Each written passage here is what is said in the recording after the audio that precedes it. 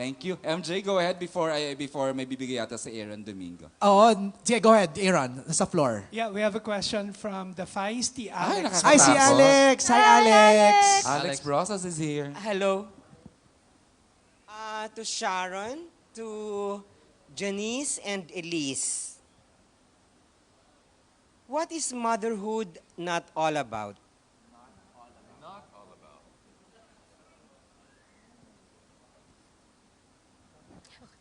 It's not about possession. It's about mutual respect between you and your kids. It's about it's a very difficult balance between being a friend and an authority figure. So what it isn't is, yeah, it's not possession. It's not purely authority over them. It's not expecting them to be like you when they grow up. It's not imposing on them what you think they should do or be. Yan. It's not about insisting that they do what you want kasi hindi mo hawak ang utak at puso nila. Janice, you have an answer? Yes, motherhood is not about a puppet show. It's like gaya na sinabi ni Mega. Your parents are supposed to guide them as they grow up, pero hindi mo sila pwedeng i-control. Because at some point, you'll need to set them free and just hope and pray that you did a good job.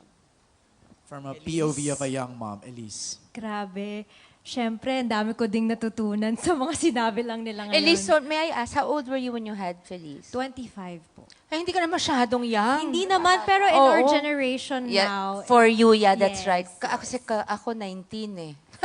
Yeah. At nung panahon namin, parang okay na Mas rin yung yeah.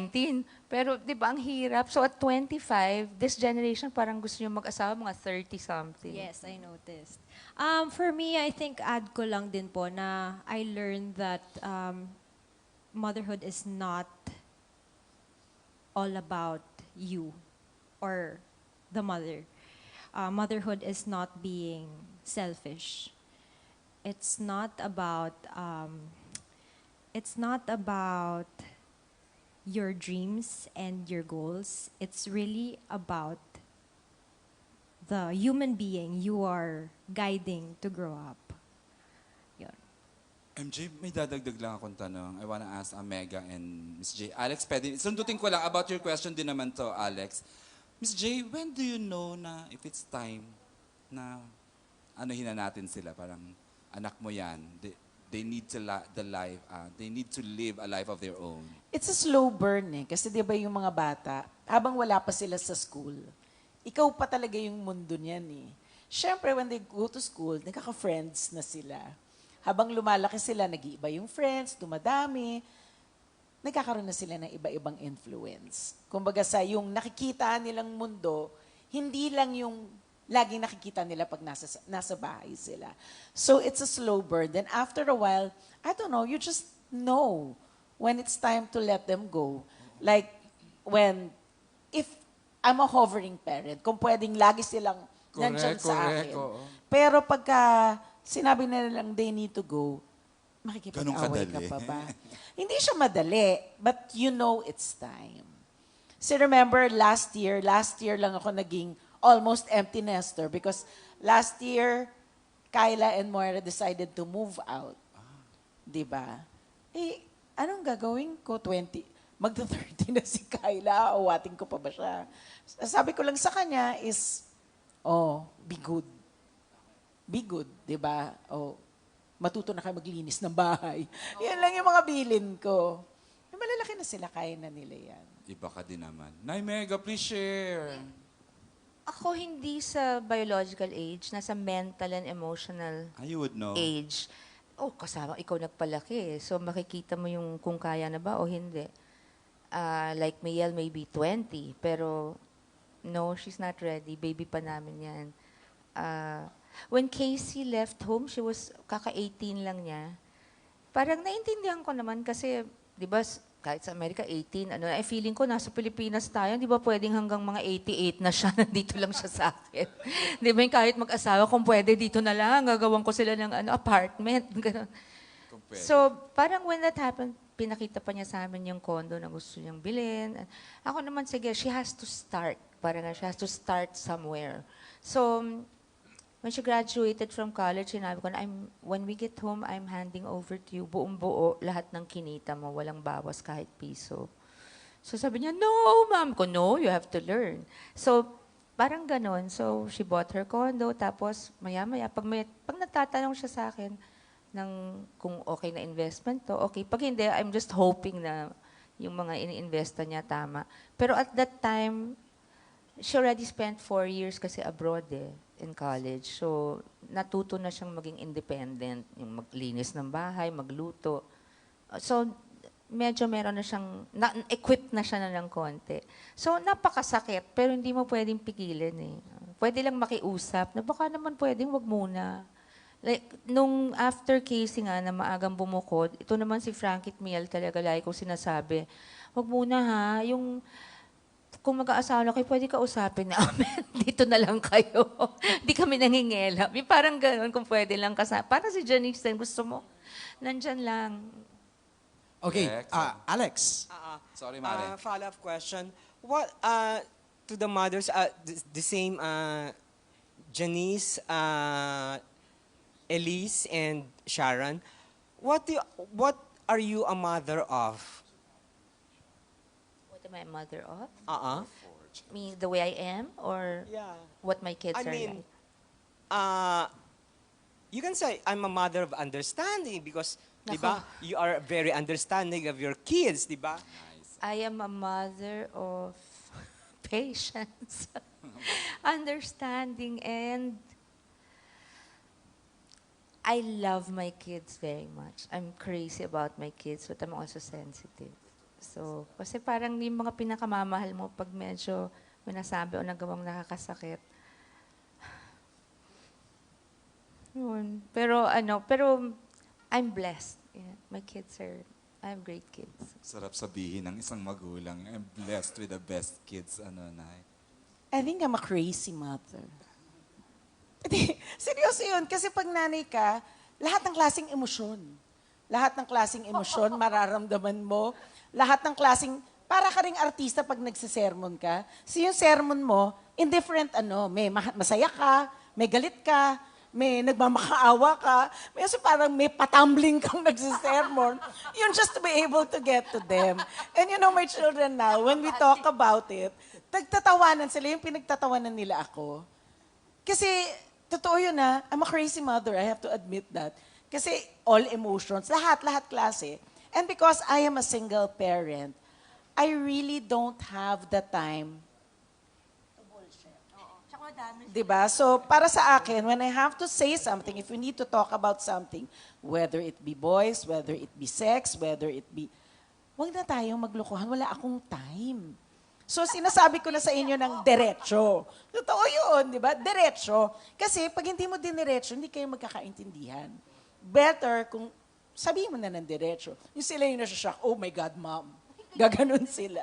Oh my God, mom, please, no. Sabi ko, please, yes. Akong inaano ko lang lagi honesty, di ba? I appreciate honesty. So I may jump up and down when I hear something, but I will never, ever judge you. I will love you unconditionally. But you lie to me. I don't like lying. That's the one thing I cannot stand. But I don't demand what I cannot give. So I'm straight with you. Please be straight with me, respectfully. But, you respect me, I respect you. Don't play games with me. Ganun lang. But they can tell me anything, same as Janice. Busy nga kami. This is why I love going to work also. Can I just say? Kasi, I mean, ang dami mong matututunan. Even like motherhood, life in general. Eto na, nakikita nyo kung ano yung nakukuhang inputs from each one of the people in the show. And it's sobrang saya. Anyways, Sorry, si Elise pareho ko yan. Pareho kaming birthday. yes. January 6. Capricorn. Anyways, I think for me it's too early for me to Estelle. Yes, so I'm just excited for what's to come, hearing stories from other moms as well, from my own mom, from the moms that I work with. Parang exciting kasi nga sabi nila nakakabaliw, di ba? Exciting naman yun. And I'm just really looking forward to it. Right now, siguro masasabi ko I'm a mother of love. Kasi ngayon, yun ang binibigay ko sa kanya as much as I can. One last question. Ah! Isa na lang. Ayaw mo ba, Eric No, Jan? no. You're good, you're good. Sharon and Janice, you were once a single mother, di ba? At what point were you more of a mother, and at what point were you more of a father? All the time. When we had to be mother and father. Ako, when I had to be both mom and dad to Casey, nasa akin siya eh. So parang, ang hirap talaga pala. Kasi may roles na talagang dapat sa ama, may roles na talagang dapat sa ina. So ang hirap talaga na mag-isa. I sympathize with all single parents out there, both moms and dads. It's not easy talaga being both to your child. And it's not always possible to be both. You just do your best. Pero all the time, 100%. You try to, you'll never replace the father. Pero just do your best na lang to fulfill some of the duties na wala kayong choice kasi kayo lang. I think for most of my life, I'm always a mother and a father at the same time. Their fathers are there, pero on a daily basis, I am a mom and a dad at the same time. It's really not easy. It's really not easy kasi may mga bagay ka na, like I said, that's why I have to be blunt with my children. Because I am trying to act out two roles, and it really is not easy. And it's still not easy, even if my children are all grown up, o mas madali silang kausap, pero may mga bagay pa rin na parang nangangailangan ng second parent na discussion. But then you try to be both. So I just hope that I'm doing a good job. Yun lang yun.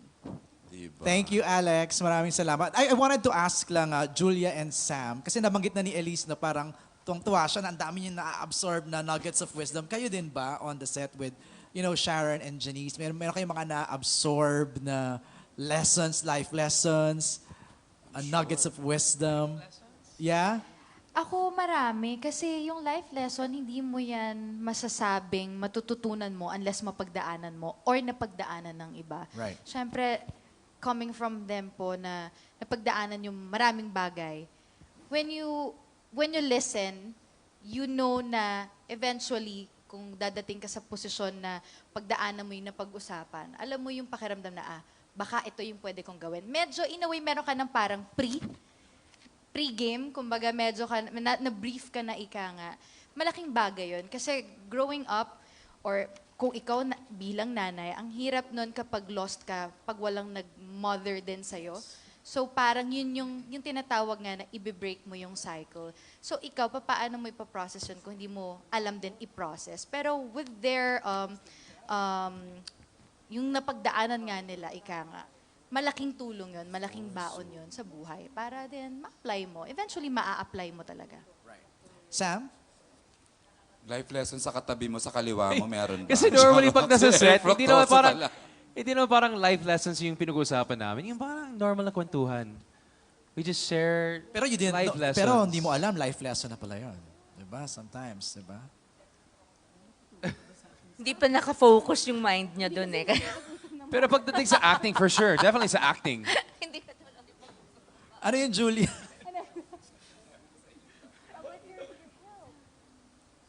Oh yeah, si Ate Xiao, daming tulong kasi type 2 diabetes ako. So, maraming tulong si Ate Xiao sa diabetes ko.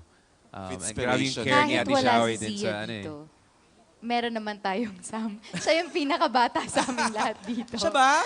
Para akong bata sa set eh. Okay. MJ, Tribute lang. Alam Okay. niyo ba, before the great day and Juna left us, ito yung pinakahuling project na gino-signalan niya, everyone right here. Especially So, for Julia, no? Oo, kasi ito yung pangako niya kay Julia, tapos convincing lang si Mega, medyo kailangan convincehin. Suki, the ever Suki, Janice de Belen, Elise! Sir Deo made her the actress talaga. And of course, Sam, favorite ni Lola. And of course, Froki, reliable din naman na actor talaga. So, everyone here, MJ, special to para sa amin sa Dreamscape at sa ABS-CBN. So, and the late Sir Deo. May question ako. Napanood nyo ba yung Saving Grace? Oo. Okay, teka, isa-isa. Ano mo na, ako hindi. Hindi mo napanood. Oo, hindi pa. Sinabi mo na kanina di ba? Because you don't like watching yourself. Sa first episode lang. Kasi may okay. premiere na kami, di ba? So, Okay. first episode lang. Janice. I don't like watching myself. Bakit? It feels weird. Una, it feels weird. Second is because I'm very critical of my performance. So pag may nakikita ako, yung Naiinis ka. parang hindi dapat yan ang ginawa ko, parang dapat ito, wala na akong magagawa. Tapos Andun na. Oo. Exactly. So, wag na lang natin panoorin. Para hindi ka baliktad. naiinis, di ba? Ako baliktad, tapos na eh. Hindi na ako nangialam, hindi ako nanonood sa monitor pag after a take. So parang pagtapos na, gusto ko na malaman ano ba yung buong storya, paano ginampanan ng lahat, paano yung naging takbo ng The big serye picture namin. na. Yeah, oo. Okay, Eric. Pinanood ko because of the story. Okay. Pag sa eksena ko, hindi ko na rin... Hindi mo na rin. Hindi, kasi ang cute ko eh. Ay! Hindi ko kaya. Hindi, joke. Hindi, biro lang. Hindi, gusto ko makita yung story. Kaya nga, di ba, sa simula, sinusubaybayan namin yung script. Alam namin, tinatanong, what's next? Ano yung pinanggalingan nito? Ano yung ganyan? When it became really interesting, hindi na ako nagbasa ng script. Oh. Kasi gusto ko malaman, gusto ko ma-surprise. What's next? Tapos with Zia, syempre, di ba? So, pinanood ko talaga. But yung mga sa eksena ko, hindi masyado. Okay. Yan. Elise, ikaw. Ako, pinanood ko rin siya. Kasi gusto ko din yun, mapagdugtong-dugtong yung mga kinukunan namin on set, paano siya nilatag as a whole thing. So, when I was watching, parang, sabi ko sa sarili ko, as an audience ka manunood ha, wag mong panoorin to as parang, yun nga, magkikritik ng Performance ng self. As an audience manunood. And gusto ko din talagang umiyak. Kasi alam ko talagang nakakaiyak si Zia and the story and the rest of the cast. So gusto ko yun ma-experience. Okay. Julia, ikaw naman. Ako din po, hindi rin kasi ako nanonood ng preview or kunwari after ng take, yung titignan mo yung sarili mo. Hindi, nahihiya ako. Okay. Pero eto, for the first time, pinanood ko yung buong episodes. Okay. Kasi gusto ko, si mama ko kasi, syempre definitely si mama, sometimes may mga hindi siya naiintindihan. So kailangan kong i-explain sa kanya para at least kapag nagtanong siya sa akin, alam ko kung paano i-explain. Kasi nga marami tayong mapapanood sa TV na hindi natin napanood sa Prime. Right. So, kaya ko rin pinanood para alam ko kung hanggang saan lang yung ikukwento ko. Kasi baka mamaya todo kwento naman ako tapos hindi pa pala. And on that note, let's... kasi i-invite na natin yung ating mga viewers, no? MJ, sorry. Yes. Before ka mag-closing, I'd like to lang, from Prime to Free TV, the core staff po ng Saving Grace, Ron Atienzar, Katz Abarondo, of course, our bosses, Miss Kylie Manalo Balagtas, Ron Delendayag, and the rest of the core staff. Miss Bilet is here, and of course, Bilet. Direk Dali is here. Thank you, Direk Dali. Kuya Ron, Ryan Kimpo, AdPro, Mike Ibanez, and the whole AdProm team. Thank you talagang hanggang ngayon, buong-buo pa rin solid na solid kami to mount this event, MJ. Thank you, MJ, ha? Yes, Si so... Eker din, si Eker, minout niya tong set na to. Ayan. Asan ka, Eker? Ano na, wala. Ayun, Ako so for makain. those who's going to watch this on Free TV, bakit kailangan nilang panoorin ng Saving Grace? Let's start with Eric. Kasi may mga bagong cast. Hindi, joke. Pinalitan natin, no? Mas marami nga nadagdag. Mas marami nadagdag. Sa mga hindi pa nakapanood, may enjoy nyo talaga to. Sa mga nakapanood na, marami pang mga surprises na. Tsaka dito mapapakita nga, tulad sabi, yung pagiging mommy talaga. Dito talaga, yun talaga. So, panoorin nyo po. Thank you, Eric. Elise? Kung na-feel nyo na parang ang bilis natapos nung storya sa Prime, dito, hindi kayo mabibitin kasi masasagot lahat ng tanong nyo kung bakit ganito yung nangyari, bakit ganito kabilis, paano napunta sa from this to that, masasagot yon. So, it's definitely worth it to watch it here sa Free TV kasi grabe, ang dami pang hindi nakikita ng I was mga surprised. tao. I asked kanina the staff and they said na may mga clips talaga na hindi napakita sa Prime na dito ipapakita. Sam? Yeah, it's exactly that. So it's the shortened version to pinalabas sa Prime. Ito yung extended version. Mas buo yung kwento. So mas maintindihan yung mga characters and the backstories. And ang daming eksena na hindi pinalabas sa Prime na ipapalabas sa live TV. Yeah. Janice? Kasi may ibibigay pa kami. May ibibigay pa kami. Like everyone said, marami pa silang hindi nakikita. Mas marami pa silang maiintindihan. Mas marami pang iluluha. But definitely, there's still more to give. Mega? Yeah, yung bawat character nga, lahat ng storya ng bawat karakter, mas dito magkaka-focus o mahihimayin. Tapos, like I said kanina, we're happy kasi 5 times a week, all weekdays, Monday to Friday, every week for maybe 16 weeks. Ganun kadami yung madadagdag na eksenang hindi nyo napanood. Kaya pag sinabing the untold story ng Saving Grace, actually the untold stories. Kasi lahat ang dami. So, mas buo mapapanood. Tsaka marami hong eksenang hindi nyo pa nakita. So, I hope abangan nyo sa March 3, di ba? 9:30 p.m. Monday to Friday. Pag-umpisa po ng March 3. Julia? Siguro po more than dun sa mga nakapanood na-appreciate yung nagawa sa Prime. Siguro, ang mas gusto kong i-highlight po, yung message talaga ng Saving Grace. Ang message is, papaano kapag ang isang tao ay kailangan ng saving? Sino ang maglalakas ng loob? Meron ba talagang maglalakas ng loob? And siguro, a quick lang sa bawat isa, lahat tayo, we have that specific grace in us. Meron tayong kailangan din ng saving. So, pag napanood nyo itong TV run, marirealize nyo na, oo nga no, ganito rin ako. Ay, pareho kami ni ganito. Ay, pareho kami ni ganyan. Sometimes, ang mga tinatawag nating kontrabida or masamang characters sa teleserye, sometimes may storya din sila. And siguro yun yung excited kaming i-share po sa inyo dito sa TV Run kasi lahat kami dito may storya na kailangan i-share, may kailangan din i-process, kaya din nagiging ganun ang isang bagay. So exciting. Sana mas magtatak lang din ang lesson na ingatan natin ang mga bata kasi iba ang muwang ng mga bata at yun ang dadalin nila kapag hindi nila na-proseso yun ang tama. Alright, maraming salamat to the cast of Saving Grace, The Untold Story. Let's have a photo, please. Let's invite everybody here on center stage for a group photo. Maraming salamat sa lahat ng tumutok sa atin ngayon via live stream sa mga Facebook pages. Thank you so much.